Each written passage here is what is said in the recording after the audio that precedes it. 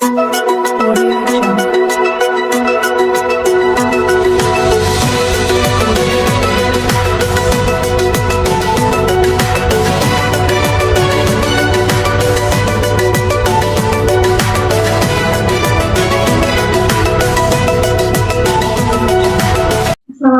warahmatullahi wabarakatuh. Halo, selamat malam pemirsa. Apa kabar Anda hari ini? Ernest kembali hadir menjumpai Anda bersama saya Rana Pahai dan juga informasi teraktual dan terpercaya seputar bisnis kami siapkan untuk Anda. Baik saudara, kita beralih ke informasi yang pertama.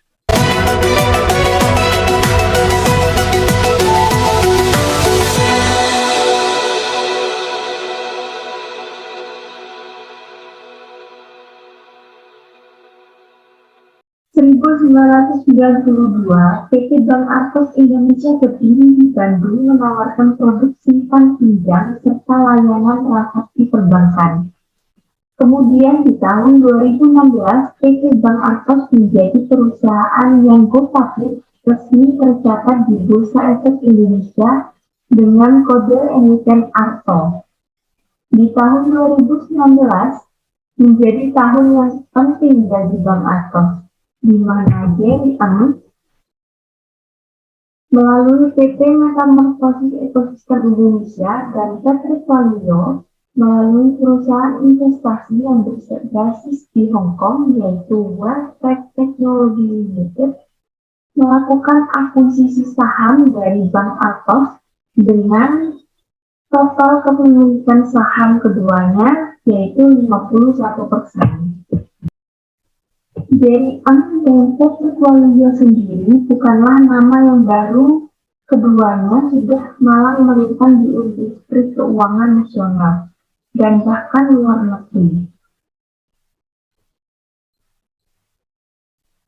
JM pernah menjabat sebagai Direktur Utama Bank BBPN selama 1 dekade dan berhasil meningkatkan aset bank ini menjadi 10 kali lipat.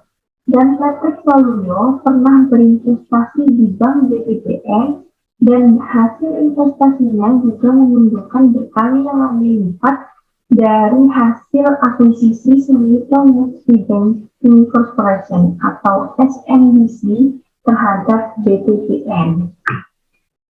Ya, di sini keduanya sudah pernah sukses sama-sama di Bank BBPN. Nah, apakah keduanya juga akan sukses di Bank Jago ini? Lalu kita lihat di tahun 2020 pada bulan April, Bank Jago melakukan penawaran umum terbatas atau rights issue. Modal inti bank menjadi 1,3 triliun. Kemudian di bulan Desember, masih di tahun 2020, Gojek melalui PT Dompet Karya Anak Bangsa atau biasa kita kenal GoPay menjadi investor strategis dan pengendali dengan porsi kepemilikan 22,16%.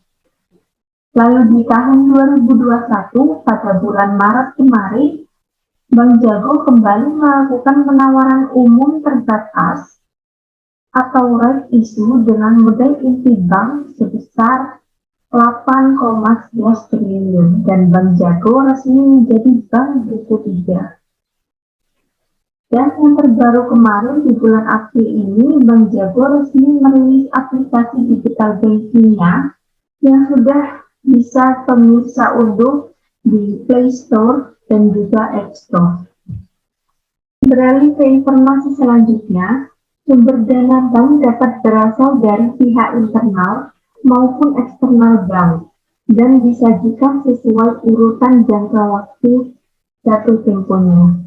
Berdasarkan ketentuan sumber dana pada sumber bank dapat berasal dari dana dari modal sendiri, dana dari pinjaman, dana dari deposan atau pihak ketiga, ataupun sumber dana lainnya.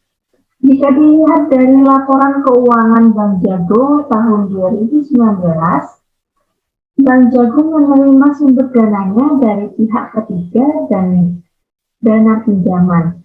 Untuk pihak ketiganya seperti simpanan dari nasabah, sedangkan sumber dana pinjamannya yaitu dari pinjaman dari pihak bank lain.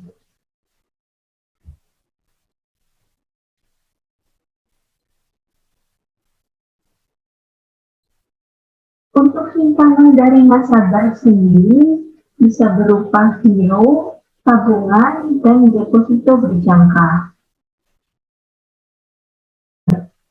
Bisa kita lihat di sini simpanan paling banyak yaitu pada deposito berjangka dengan total 7.599.278.806 rupiah. Lalu simpanan dari bank lain dibagi menjadi dua, yaitu dari pihak berelasi dan pihak ketiga. Pada laporan keuangan tahun 2019, simpanan dari bank lain pihak ketiga memiliki jumlah 18.345.867.608 rupiah. Sedangkan simpanan untuk pihak berelasi memiliki jumlah 6.375.220.408 rupiah.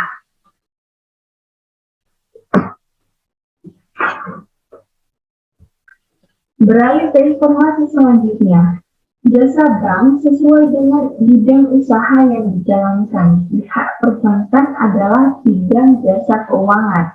Maka dari itu, untuk menunjang operasional Bank Jago juga memfasilitasi jasa-jasa bank yang diberikan seperti transaksi transfer rupiah yang bisa dilakukan antar kota maupun antar negara. Lalu, jasa bank yang diberikan Bank Jago yaitu ada juga seperti safe deposit box atau bisa disingkat sebagai SDB, merupakan jasa bank dalam bentuk penyewa tempat untuk penyimpanan barang dan surat-surat berharga, di mana isi dan mutasinya tidak perlu diketahui oleh pihak bank serta keamanannya dan kerahasiaannya dijamin oleh pihak bank. Manfaat SDB bagi nasabah itu sendiri yaitu keamanan dokumen yang disimpan SDB terjamin dari risiko hilang, kebakaran, atau kecurian. Lalu barang-barang disimpan dan terjamin kerahasiaannya karena nasabah sendiri yang tahu.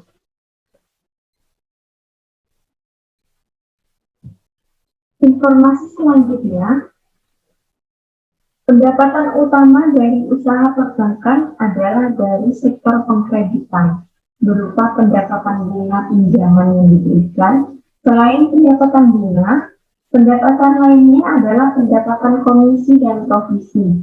Dilihat dari laporan keuangannya, provisi dan komisi yang diterima selain dari pemberian kredit sebesar 1.120 juta.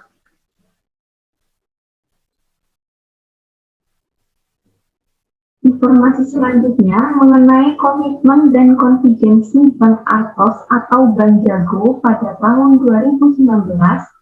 Komitmen sendiri artinya kontrak berupa janji yang tidak dapat dibatalkan secara sepihak, baik dalam valuta rupiah maupun valuta asing, dan harus dilaksanakan apabila persyaratan yang disepakati bersama dipenuhi.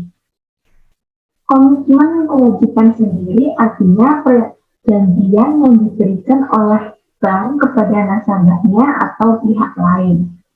Mari kita lihat di sini untuk tagihan komitmen sebesar 0 rupiah, lalu kewajiban komitmen yaitu sebesar 60.491 juta, dan tagihan kontingensi sebesar 4.912 juta. Lalu yang terakhir ada kewajiban kontingensi sebesar 183 juta.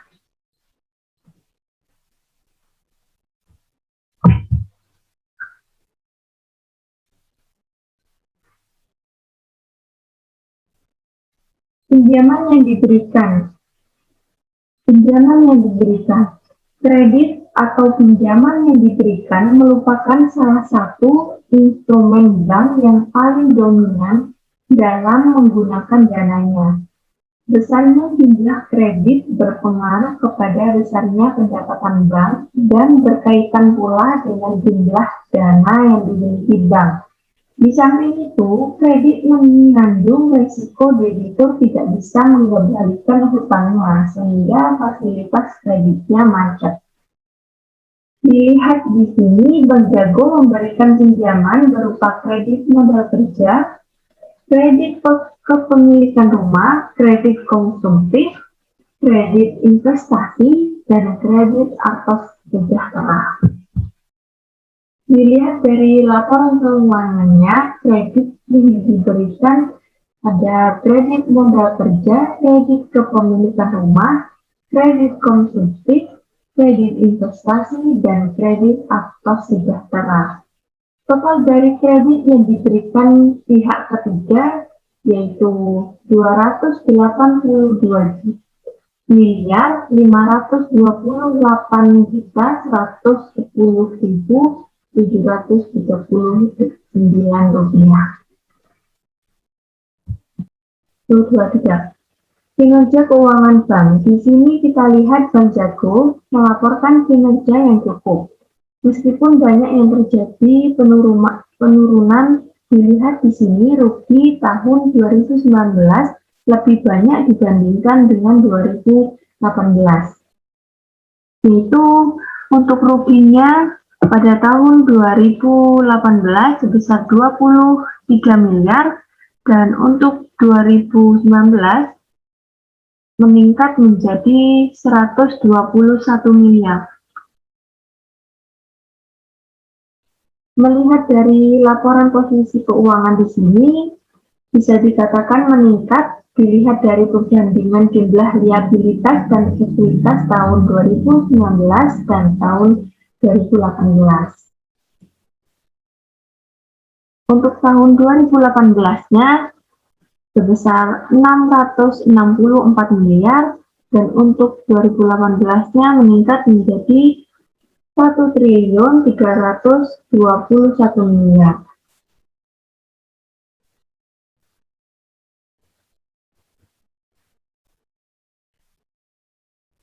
Saudara, informasi tadi sekaligus menutup perjumpaan kita dalam News hari ini. Saya Rana Fahani undur diri dari hadapan Anda. Tidak lupa kami mengingatkan untuk bersama kita mencegah penularan COVID-19 dengan selalu mematuhi protokol kesehatan 5M, yaitu mencuci tangan, memakai masker, menjaga jarak, menjauhi kerumunan, dan juga mengurangi mobilitas. Indonesia pulih karena aku, Indonesia pulih karena kamu. Sampai jumpa.